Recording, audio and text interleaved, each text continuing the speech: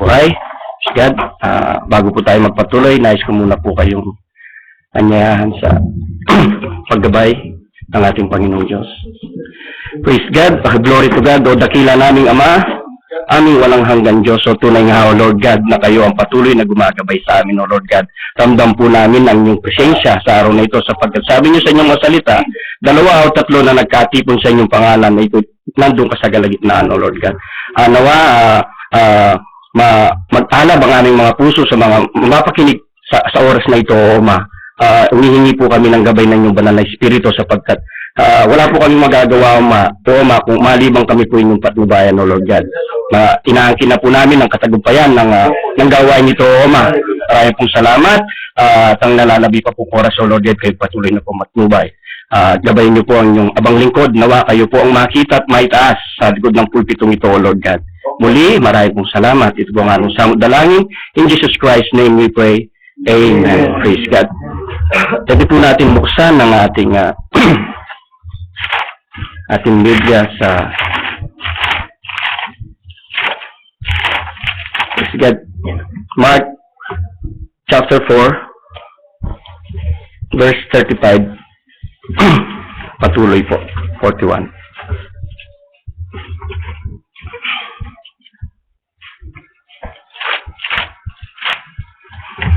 Mark chapter 4 verse 35 to 41. And at the same day, when the even was come, he said unto them, Let us pass over on the other side. And when they had sent away the multitude, they took him even as he was in the ship. And there were also with him other little ships. And there arose a great storm of wind, and the waves beat the ship, so that it was now full. And he was in the hinder part of the ship, asleep on a pillow. And they awake him, and said unto him, Master, carest thou not that we perish? And he arose and rebuked the wind, and said unto the sea, Peace, be still. And the wind ceased, and there was a great calm. And he had said unto them, Why are ye so fearful? How is that ye have no faith? And they feared exceedingly, and said unto one to another, What manner of man is this, that even the wind and the sea obey him? Praise God. For to God, ang Diyos ang bahala magpala sa mga tekstong nabasa. Pwede na po tayo magsupo, mga kapatid. Praise God, glory to God.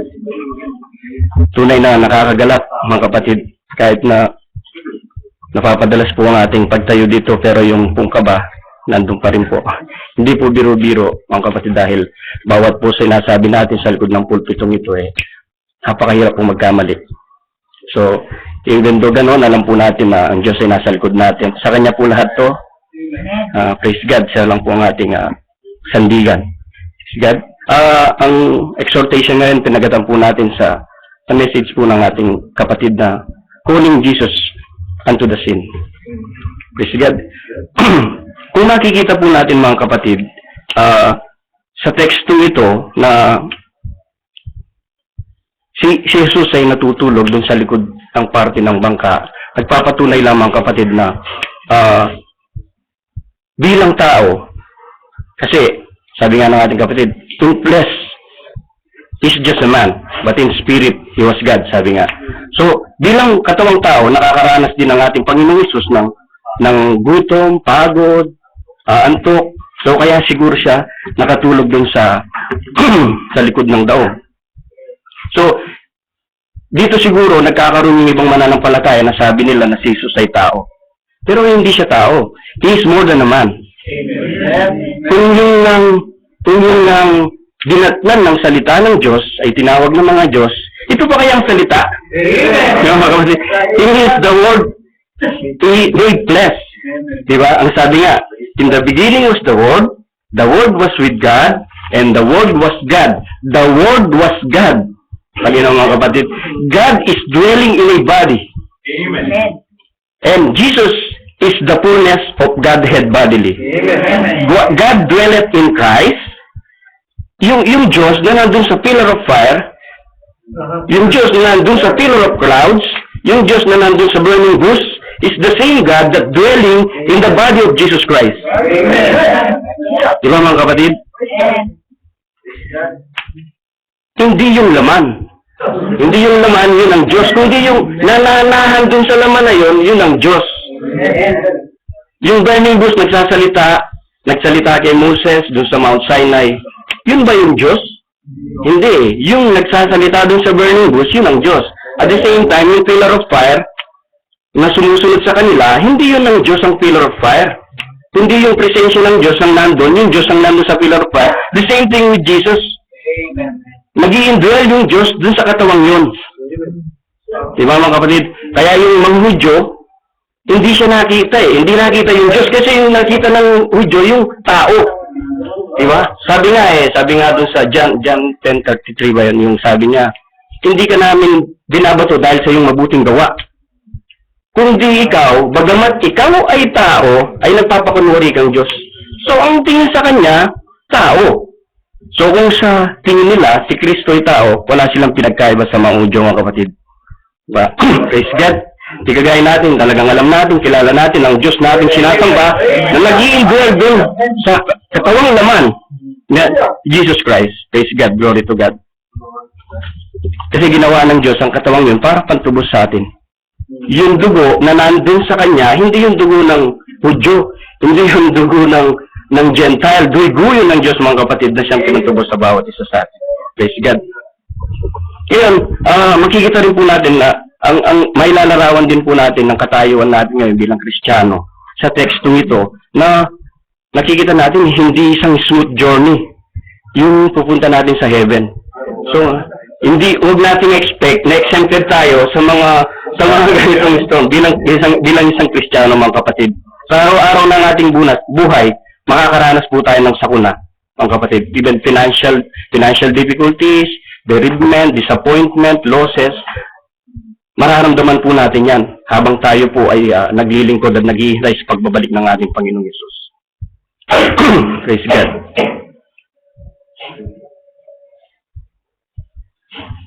Maaaring ang kalaban na hindi na tayo madaya sa mga makasanlibutang gawa, pero sa ganitong pamamaraan, maaaring na-interrupt niya yung ating paglilingkod sa Diyos. Kasi pag nakakaranas tayo ng ganito, kung minsan nakakalimutan natin na nasa atin pala yung Diyos.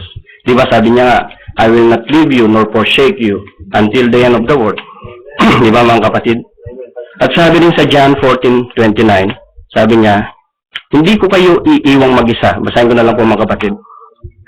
Ako ay paririto sa inyo, sabi niya, yet a little while, the world seeth me no more. But you see me, because I live, ye shall also live. And that day ye shall know that I am in my Father, and ye in me, and I in you. Nasa atin mga kapatid ang Diyos ngayon. Nandun sa likod ng ating bangka, habang tayo nagjo-journey. Kung mapapansin natin, dito, nung maglayag sila, patawid ng Gadara. So, kung mapapansin natin, apat ang fishermen dito eh. Diba? Si James, si Andrew, si Peter, and John. So, alam nila, at doon sila lumaki sa area na yun, at alam nila, kung magkakaroon ng sakuna. Alam nila. Kasi fisherman sila eh. Merong nag-share nga sa ating mission ng kapatid. Alam nila kung uunos o hindi at kung safe maglayag o hindi. At kung mapapansin natin, araw-araw, kasama nila ang Diyos. Ay, kasama nila ang Panginoong Yesus. Nakikita yung mga bagay na ginagawa ng ating Panginoong Yesus. Nararanasan nila yung power. Nakikita nila, nagpapagaling ng mga sakit. No? Nag-share siya ng mga salita. Yung hinihintay nilang Messiah, trust and confident sila na yun. Na siya yun. Pero bakit biglang nagkaroon ng unos, all of a sudden, bakit ganun? Nawala. Parang nawala kagad yung focus nila. Bilang sa araw-araw ng mga kapatid, imagine ko lang, na-experience nila yung power of healing, yung mga salita na ibinabahagi, hindi basta-basta. Sabi pa nga, Sabi pa nga niya, sapagkat kayo'y inibig na, paano ba yun? Isa, na makaunawa sa mga bagay na ito. Binigyan tayo ng kaisipan na makaunawa ng mga parabolong o mga kapahayagan. Di ba? And yet, isang pangyayari lang, nawawala kaagad yung presence nila sa Diyos, mga kapatid. Naalala ko nga nung merong na-share na rin dito yung kay Elijah, isang halimbawa, na-experience niya yung power ng Diyos, na gumalaw sa kanya, and doon sa isang babae lang na nanakot sa kanya, tumakbo siya. Bakit ganun? Kapag nandun yung problema, when trouble strikes, you forgot all about what God did to you. Mga kapatid, hindi kagaya niyo, kahit anong mangyari, talagang yung alam niya, yung presensya ng Diyos nasa kanya. Yes, God. Kaya, excuse me.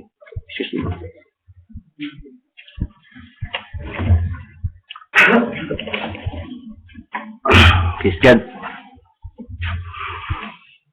Kaya sa atin, kung minsan nararanasan din natin, actually, yung mga patutuo dito sa pulpit, isang paraan yan na nakikita natin na kumikilos sa Diyos na sinasamba natin. Trust tayo, yung paniniwala natin, yung pagkakilala natin sa Diyos at kay Kristo kung paano siya nanahan, yung Diyos nanahan doon sa katawan ni Kristo, kilala natin siya sapagkat isa tayo sa inibig niyang pagpahayagan ng mga bagay na ito. And yet, pag dumadaan tayo sa mga maliliit na kagaya ng sinabi kanina ni galak nga ako kay Brother Ferdinand, yung mga patutuo na imbes na tao, imbes na ambulansya, yung tawagan mo, call Jesus in the scene. Diba, mga kapatid? Imbes na si Brother John, yung tawagan ni Brother Donald, you know that Jesus is within. He that is in us is greater than he that is in the world. That's right. Mga kapatid. So, imbes na yung tao, ang una mong maiisip, bakit hindi yan Diyos? Nandun pala siya sa likod. Diba? Natutulog. Base dito, no? Pero alam natin, sabi niya, nasa atin. Nasa atin. In that day, sabi niya, ye shall know that I am in my Father, ye in me, and I in you. Nasa sa atin. So, huwag nating isipin o tayong umisip kagad ng makakatulong na tao sa atin. That's true. That's right. Amen. Nagkaroon lang tayo ng financial problems. Ay, si brother, ganun. Hindi, di ba? Umaaksyon ng Diyos dun sa, hindi mo inakala, dun sa last minute, kumilang, dun Right? Sa Diyos ka tumawag. Call Jesus in the scene, mga kapatid. Bakit namin tatawagin si brother? Alam nating mapera siya, gano'n? Siya makakatulong sa atin. Hindi. Yung great provider, nandun. Yung pinaglilingkuran ni brother, kaya siya binibigyan ng gayon, isa rin Diyos na ating pinaglilingkuran, mga kapatid. Praise God. Glory to God. Bakit tayo mangangamba, di ba? Bakit natin sosolusyonan ang ating problema sa ating sariling kakayahan? Kung alam naman natin na nandun ang Diyos na pinaglilingkuran natin. Tsaka kung minsan, naranasan na natin ang kapangyarihan ng Diyos, nakikita natin sa likod ng pulpito, pinapatotoo, siya ang papalakas sa atin. And yet, kapag nagkaroon tayo ng sakit, hindi muna ako atin. Inom muna ako ng gamot. Nandun yung mag-ihil sa'yo doon sa pupuntahan mo. Bago ka pumunta, nasa sa'yo na, dala-dala mo siya. Bakit? Di ba, mga kapatid? Praise God. Yung nawalan ka ng trabaho, magiging busy ka na sa kakahanap. Even Friday, nagiging busy ka para maghanap ng trabaho. And then pag nagkaroon ka ng trabaho, yung pa yung hinder na makaka-attend ka sa gawain, hinihingi mo sa Diyos. Tapos yun ang magiging hinder naman. Pagdating mo sa, mayroon kaming overtime sa ganito. O kaya malayo. Yung ganun. So, call Jesus on the scene, mga kapatid. Nandyan lang siya sa likod natin. Praise God. Glory to God. Dapat, dito rin makikita natin, dapat meron tayong positive attitude. Yun ang nawala kasi sa mga apostol that time. Nawalan sila ng positive attitude. Na, imagine ko lang, kung yung mga fisherman, yung mga fisherman na sina Andrew James diyan, alam nila na hindi Yunus safe. Alam din natin, palagay ko, alam ni Jesus Christ na mangyayari yung pagkakataon yun eh. Bakit hindi natin ilagay na positive thinking? Alam naman niya na mangyayari, so hindi niya tayo pababayaan, nandito siya. Di ba mga kapatid? Nangyayari yung mga bagay na ito kasi may purpose ang Diyos. Dito nakitaan yung mga apostol na walang pananampalataya. So sinusubok niya ang ating pananampalataya sa mga ganitong nangyayari sa atin. Sabi nga ng isang kapatid na nag-share dito, yun daw halaman, kapag binabagyo, hinahapay-hapay ko sana, no? Tapos nalulusin yung mga ugat. Pero yun din ang magiging dahilan na yung mga ugat lalalim pa at magkakaroon siya ng magandang kapit dun sa lupa upang kahit anong lusong dumating, hindi na siya mabubuwal. Di ba mga kapatid? Blessed is the man that endureth temptation, for when he is tried, he shall receive the crown of life, which is the Lord promised to them that love Him. Ito yung pangako ng Diyos sa bawat nagmamahal sa Kanya. Di ba mga kapatid? Pangako ng Diyos sa atin ito. Kaya kung sa pagkakataong ganito, maging positive thinking tayo, alam ng Diyos, kaya, ganito, parang yun ang nagpapalapit sa atin sa Kanya eh. Gana, na alam natin, yung Diyos nating sinasamba, lagi tayong ginagabayan. He will not leave us nor forsake us, mga kapatid. Makikita rin po natin dito yung obey, yung master kailangan i-obey.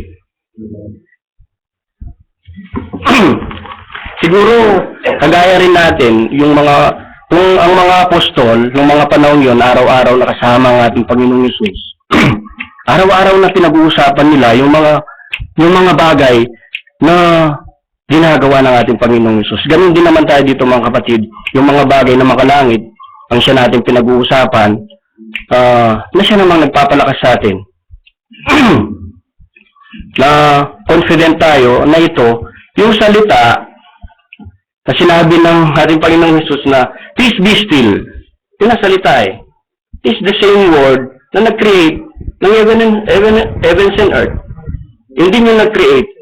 So, lahat ng kinreate ng Diyos, kilala yung boses niya at sinusundan siya. Di ba mga kapatid? Sabi niya, peace be still. At naging mapayapa ang dagat.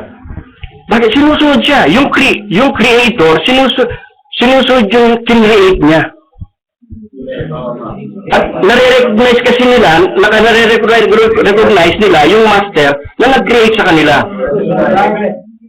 Di ba mga kapatid, we are also created by God. Amen. Praise God. Dapat lang natin siyang sundan. We must obey Him because He's the one who created us in the first place. Di ba mga kapatid? Praise God. Sawayin niya ang hangin, peace be still at pumayapa. Hindi ko maintindihan yung mga ibang mananampalataya ngayon na hindi nila na-recognize yung creator na dapat naman sundan. Sabi nga ng ating kapatid ni Apostol Pablo na hindi na raw siya nabubuhay sa kanyang sarili, kundi ang nabubuhay siya dahil kay Kristo. Praise God.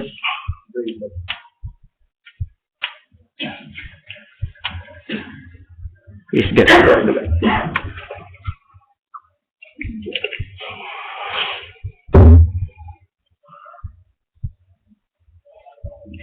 Kung babasahin po natin yung sa John chapter 5, John chapter 5, praise God.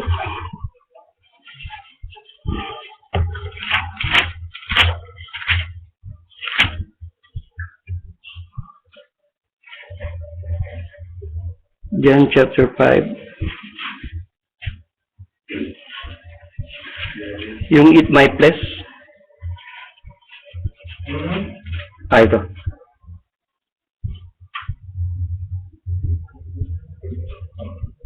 John chapter 5 ay mga kapatid. Sinabi niya, Kanin ninyo ang aking laman. Chapter 6. John chapter 6. 3. Okay, John chapter 6. Tama nga, sorry.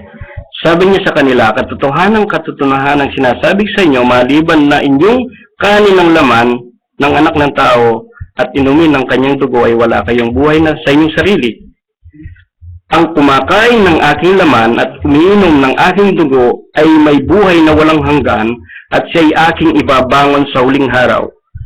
Yung gusto kong ano rito, yung siya'y ibabangon ko sa huling araw. When now, kung tayo ngayon na hindi inobey yung ating Creator, do you think mga kapatid na on the last day, mag-o-obey yung body natin that He will raise us up in the last day? Diba? So, ibabangon niya, imagine, ibabangon niya tayo sa huling araw. kung maglayag tayo, it's very dangerous, sabi nga, it's very dangerous to travel without Him. Mahirap maglayag, mga kapatid, na wala siya. Naalala ko nung niiwan ng ating Panginoong Hesus nung 7 years old siya, naglalakbay yung kanyang mga kapatid at magulang, hindi nila alam na wala na pala yung salita sa kanila na iwan dun sa ano. So, imagine natin yung mga manggagawa ngayon na naglalakbay, akala nila kasama nila ang Panginoong Hesus, hindi naman pala. Di ba? Di ba dangerous yun, mga kapatid? Mahirap maglayag nang wala siya sa atin dahil sigurado lulubog tayo. Pero kung nandun siya sa atin, lumubog man tayo, He will raise us up in the last day. Praise God. Di ba, mga kapatid? Ngayon, kung nasa atin siya, anong identification ngayon na nasa atin nga siya? Praise God. Ang ganda ng patutuo ng ating kapatid kanina, no? Yung iba nakaka-recognize, kakaiba yung taong ito. Beforehand, bago siya pumunta sa sin, dinudulog niya na sa Diyos ang lahat ng kanyang gagawin. At lahat ng kanyang gagawin nawa mapupurihan ng Diyos. Nakikita sa bawat isa sa atin dapat kung paano kumikilos ang Diyos. Ma-identify ka. Sabi nga nung last time yung born again is not a denomination. Born again is not an organization. It's an experience. Meron dapat mangyari sa atin para masabi natin, born again is an experience. Hindi na tayo ang nabubuhay sa sarili natin, kundi ang Diyos na, yung ayaw na natin, yung gusto natin, hindi na natin magawa. Yung ayaw natin, yung siya natin ginagawa, dahil yun ang kagustuhan ng Diyos. Praise God.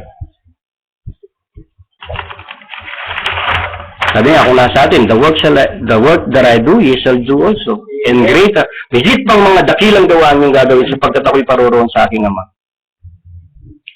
Bakit hindi natin claim? Sabi nga, nasa atin yung authority, binigay na sa atin yung authority, bakit hindi natin gamitin? Naging rebuke nga sa akin, mga kapatid, yung last message nga na yun. Kasi, dumating po sa akin nung makita ko yung schedule ng exhortation. Kagad ako na. So, parang, dati kasi, nagkakaroon ako ng grand time para mag-prepare at mag-study. Kasi gusto ko, magkaroon ng tamang oras para may share yung gustong ipayag sa akin ng Diyos. And then, nung makita ko yung exhortation schedule, nandun na kagad. Nagkaroon ako ng conviction. Tao kagad ang naisip ko na makikipagpalit ako ng schedule. Hindi ko alam, sa Diyos pala yun. Pero yung mga kapatid. Imbes na siya yung una kong maisip sa solusyon na ibabahagi ko, siya pala yung dapat na mag-provide. Sa kanya naman ito eh. Diba mga kapatid?